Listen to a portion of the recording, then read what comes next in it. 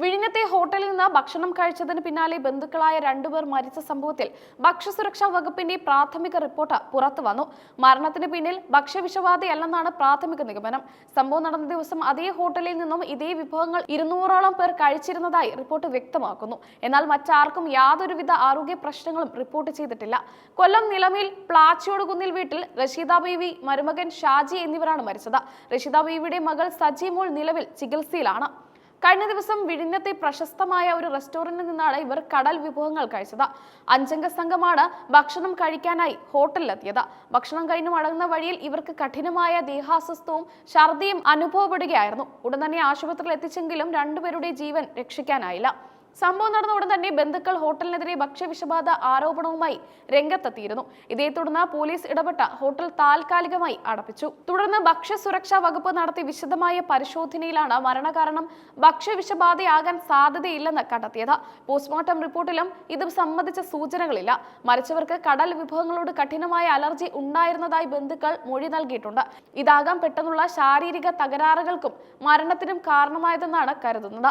ഭക്ഷ്യസുരക്ഷാ വകുപ്പിന്റെ കൃത്യമായ അംഗീകാരത്തോടും ലൈസൻസോടും കൂടി പ്രവർത്തിക്കുന്ന സ്ഥാപനമാണിതെന്ന് റിപ്പോർട്ടിൽ പ്രത്യേകം പരാമർശിക്കുന്നുണ്ട്. ഹോട്ടലിലെ ശുചിത്വ നിലവാരം തൃപ്തികരമാണ്. എങ്കിലും മരണകാരണം സംബന്ധിച്ച 100% ഉറപ്പുവരുത്താനായി ഇവർ കഴിച്ച ഭക്ഷണത്തിന്റെ 10 സാമ്പിളുകൾ കൊച്ചിയിലെ ലാബിലേക്ക് പരിശോധനയ്ക്കായി അയച്ചിട്ടുണ്ട്.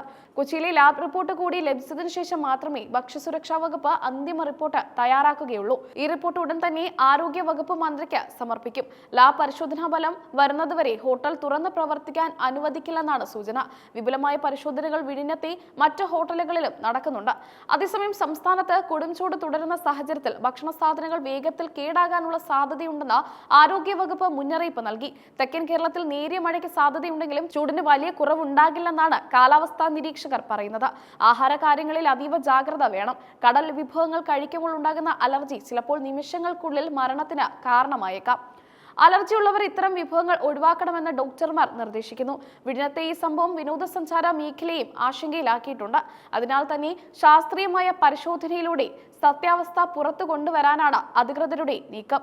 വിഴിഞ്ഞം പോലീസും ഭക്ഷ്യസുരക്ഷാ ഉദ്യോഗസ്ഥരും ചേർന്ന് ഹോട്ടലിലെ CCTV ദൃശ്യങ്ങളും സ്റ്റോക്ക് വിവരങ്ങളും ശേഖരിച്ചിട്ടുണ്ട്. കേസ് അന്വേഷണം ഊർജിതമായി തുടരുന്നു. അന്തിമ റിപ്പോർട്ട് വരുന്നതോടെ ഹോട്ടലിനെതിരെയുള്ള നടപടികളിൽ വ്യക്തത വരും. അലർജി സാധ്യതകൾ തള്ളിക്കളയാതെ എല്ലാ വശങ്ങളും പോലീസ് പരിശോധിക്കുന്നുണ്ട്.